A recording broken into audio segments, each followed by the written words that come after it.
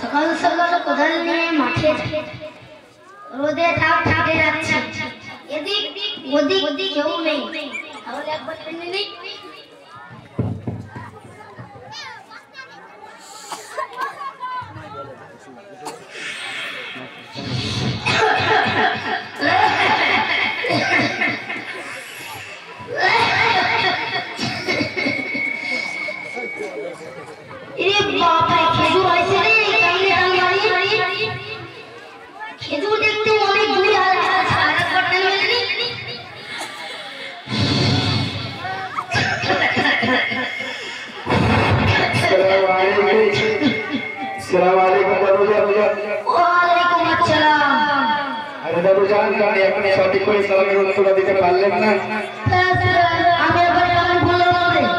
আপনি তো বললেন ওয়ালাইকুম আসসালাম ওয়ালাইকুম আসসালাম। আপনাকে শুধু আমি সালামের কথা বললাম, এটা রাগারাগি কি আছে? একটু খপ খপ করতে করতে গায়ে গায়ে ছেড়ে পড়ে গেলি।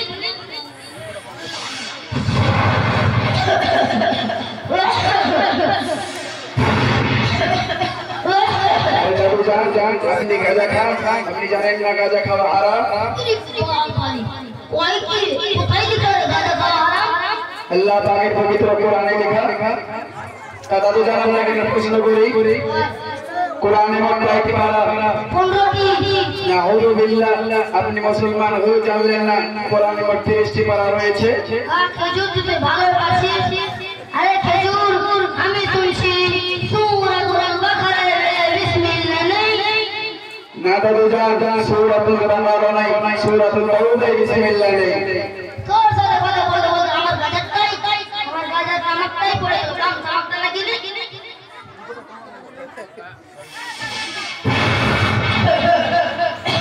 আরে দাদু জান, আপনাকে তো একটু আগেই বললাম গাঁজা খাওয়া হারাম, গাঁজা খাবেন না। আরে খেজুর তুই তো খালি হারাম হারাম হারাম হারাম বলছিস। তোদের বেলায় তো আমরা গাজা খেয়ে সত্যি রোয়া ধরে। তাই নাকি দাদু জান? দেখি তো। এদিকে আয়। আরে দাদু জান মারলেন কেন? শুন টের পাস নাই? তোদের চালাই গাজাই খাওয়া হবে না রে। আরে দাদু জান, আপনি গাঁজা খাচ্ছেন, আমি তো সঠিক কথা বলে দিচ্ছি, তো আপনি তো গাঁজা খান, দিনে কত আমার পড়ে। আমিও তো বুঝি না। সকালে রাজান যাই, কোদাল নিয়ে মাঠে যাই। তারপর কি করে? তারপর দুপুরে রাজান যাই, মাঠ থেকে এসে এক থালি ভাত নিয়ে বক বক করে গোলা বলি গিলি। তারপর কি করেন বিকেলবেলা? বিকালবেলা এই দোকানে ওই দোকানে যাতে বেড়াই। সন্ধ্যাবেলা কি করেন? সন্ধ্যাবেলায় আমার বন্ধুরা রয়েছে, তারা সবাই গাঁজা খায়, ওদের সাথে আমি আড্ডা দিই।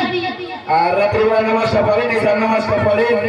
পড়ি না, আমি ওই বাদরাপাড়া গ্রামে সিনেমা দেখতে যাই, ভিডিও দেখতে যাই। আর যখন আইপিএল হয় ছয় ছক্কা মারো, ছয় চেরোই। আরে দাদু জান, আমি যা দেখতে পাচ্ছি আপনি তো নামাজ সম্পর্কে কিছুই জানেন না, আপনি তো দুনিয়ায় শুধু ব্যস্ত হয়ে আছেন, তো আপনি নামাজ সম্পর্কে তো কিছুই জানেন না, তো আপনি নামাজের নিয়তটা বলুন তো। নামাজের নিয়ত জানি আমাদের, নামাজের নিয়ত আমার নাতিদের শেখাতাম, পড়াতাম। আরে শুন রে তুই, বলেন। রাকাতে সালাতে ইবলিসের আব্বা জ্বালাতে উঠতে পারি না, বসতে পারি না, খালি আল্লাহু আল্লাহু। নাউযুবিল্লাহ, আপনি যা বলছেন না এই বলে গেছে, আপনি তো পাপের সাগরে ডুবে যাবেন, আপনি তো সব ভুল বলছেন। আমার গোপটা ছেড়ে গেল, সব ভুল বলছি। আরে দাদু জান, আপনাকে একটা প্রশ্ন করি, আপনি কি বাড়িতে মুরগি জবাই করেন? মুরগি জবাই করে না, দিনে 4 টাকা মুরগি জবাই করি। কি 4 টাকা দিয়ে মুরগি জবাই করেন? তা মুরগি জবাই করার কথা বলেন তো দেখি। বিসমিল্লাহ, মুরগির ঝোল নিস, আমার দোষ না, যে খাবে তার দোষ। মুরগির গলায় মারি ফপ ফপ আল্লাহ। নাউযুবিল্লাহ, আপনি তো সব ভুল বললেন। আরে দাদু জান, আপনি তো সব ভুল বলছেন। আমার গোপটা ছেড়ে গেল, আমার মাথায় পানি ঢালো, সব ভুল বলছি। দাদু জান, আপনি কি রোজা করেন? রোজা করি না মানে সারাদিন আছে মসজিদে এসে গিয়ে গোপ গোপ করে ওলা দিগি দি। নাউযুবিল্লাহ, আপনি কি বলেন? আপনি ইফতার খাওয়ার আশা রোজা রাখে? তাছাড়া আর কি? আল্লাহ তাআলা কোরআন মাজিদে বলেন, ইয়া আইয়ুহাল্লাযীনা আমানু কুতিবা আলাইকুমুস সিয়াম কামা কুতিবা আলাল্লাযীনা মিন ক্বাবলিকুম লাআল্লাকুম তাত্তাকুন। হে বিশ্বাসীগণ, তোমাদের উপর রোজাকে ফরজ করা হয়েছে, আর আপনি পেটের আশায় রোজা করেন? মা যদি তো ভালো ফট করছি তখন থেকে রে, তাহলে তোকে একটা প্রশ্ন ধরি। কি করে? কোন মাদ্রাসায় পড়িস রে? আমি কালিয়াচক সাহাবতপুর ছারকাটোলা মাদ্রাসা জামিয়া আরবিয়া দারুল উলুমে পড়ি এবং ওখান থেকে শিখেছি।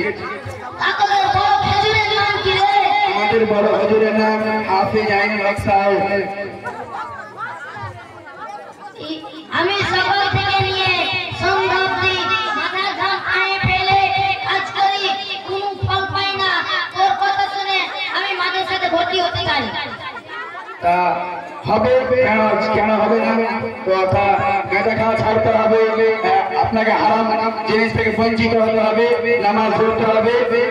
ঠিক আছে, ছাড়তেও রাজি, পড়তেও রাজি, হারাম জিনিস ছাড়তেও রাজি। তা কবে থেকে যাবে? দেখা যাক কখন থেকে যাই। ওরকমটা বলবেন না, বলেন ইনশাআল্লাহ কাল থেকে যাবো। ইনশাআল্লাহ কাল থেকে যাব। সঠিক করে বলেন ইনশাআল্লাহ কাল থেকে যাবো। ইনশাআল্লাহ কাল থেকে যাব। আবার সঠিক করে বলুন ইনশাআল্লাহ ইনশাআল্লাহ কাল থেকে যাবো। কাল থেকে যাব। আর আপনাদের উদ্দেশ্য বলি, হে বাকারপুরের মানুষ, শুনে রেখে দাও, যে শিশুকে, যে বাচ্চাকে কোরআনের শিক্ষায় শিক্ষিত করা হয়, সে বাচ্চা কখনো গাঁজা খোর, বিড়ি খোর, সিগারেট, বেয়াদব হতে পারে না। তার চরিত্র কখনো খারাপ হতে পারে না। কেন? মাদ্রাসার ছাত্রকে নবীজির শিক্ষায় নবীজির চরিত্র শেখানো হয়। এই মাদ্রাসায় যে বলে তাকে কখনো ছোট বা কোনো বড় কোনো শিক্ষা হয় না। সমান, যে ধনী বলে গরিব বলে সবাইকে একই রকম শিক্ষা দেওয়া হয়। কাউকে কোনো রকম ছোট বড় শিক্ষা দেওয়া হয় না। এখানে সুচরিত্র শ্রেষ্ঠ ছাত্র বানা হয়। আর আপনাদের উদ্দেশ্য বলি যে আপনারা দাদুজানকে যখন আমি জিজ্ঞাসা করলাম, দাদুজান আপনি কি নামাজ পড়েন? দাদুজান বললে না, আমি নামাজ পড়ি না। দাদুজানকে যখন বললাম যে আপনি নামাজের নিয়াতটা বলেন, তো সে নামাজের নিয়াত পুরোপুরিটাই ভুল বললো।